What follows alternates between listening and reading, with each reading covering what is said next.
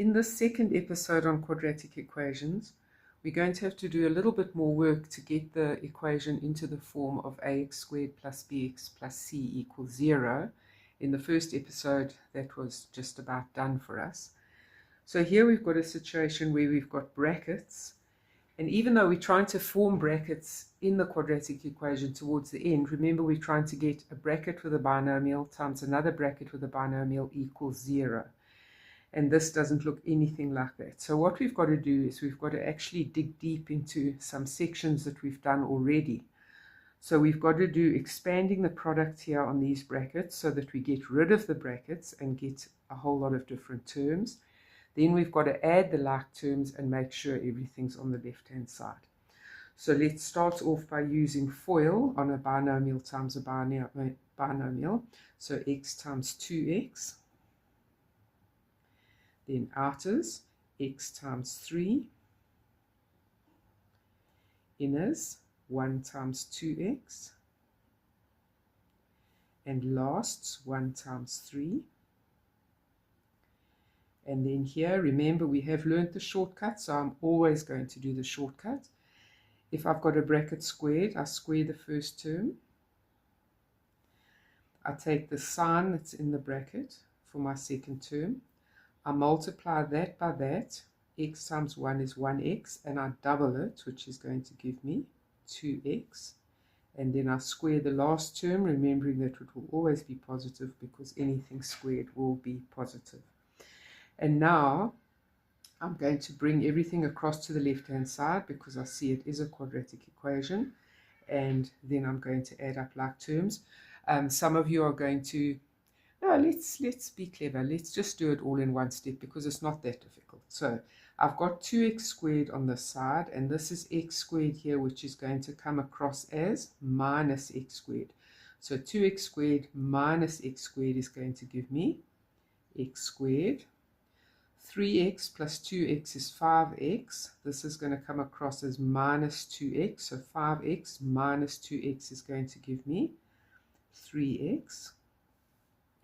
3 and bring that across as minus 1. 3 minus 1 is going to be 2. And I really think if you've been going through all the videos carefully and making sure that you understand all the methods, that shouldn't be difficult for you at this stage.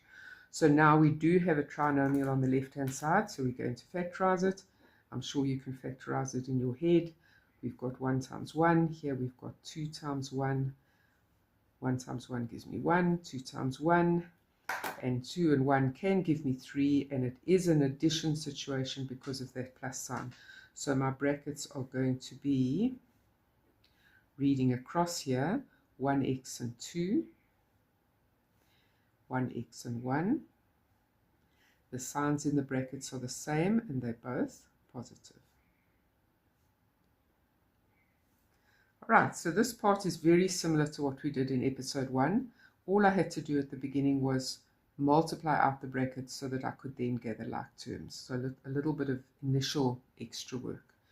So remember here we're saying if we've got the product of two things and the answer is 0, either one or both of those things has to be 0. So either x plus 2 is equal to 0 or x plus 1 is equal to 0. This would make x equal to negative 2. And this would make x equal to negative 1. And there are my two solutions, and I do usually expect two solutions from a quadratic equation.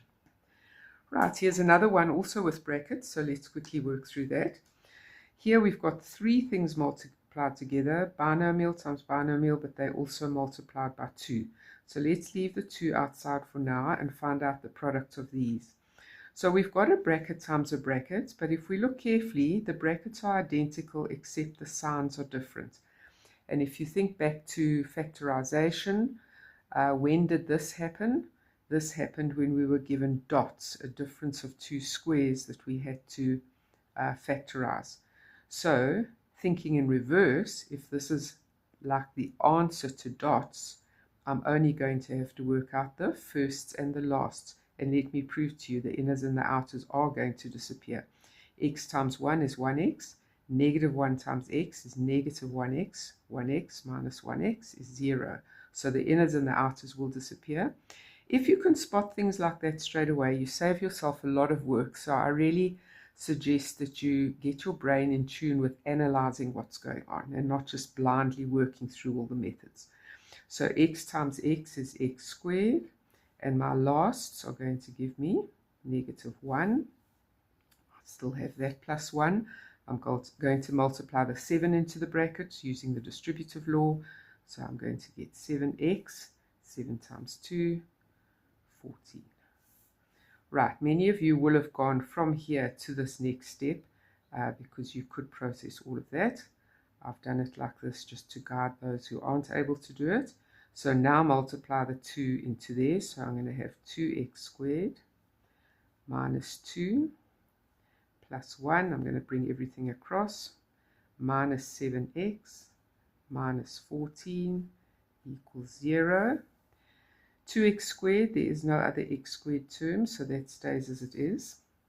I've also only got one x term, so it stays as minus 7x. I've got 3 constants, so -2 plus 1 is -1. -1 minus 14 is -15. Right, so I again have a trinomial. I'm going to factorize it. I have a coefficient greater than 1 here, so it just makes it a little bit more thought-provoking. So 2 times 1, factors of 15, and try and think ahead. Are we going to say 3 times 5 or 5 times 3? Well, if you think about it, I think it's going to be better to say 3 times 5. So 2 5s are 10, 3 1s are 3. Can 10 and 3 give me 7? Yes, it can if I subtract, and that is telling me that I have to subtract. So I've got the correct combination, and I'm going to read across for my brackets. So I've got 2x and 3, and here I've got 1x and 5 equal to 0.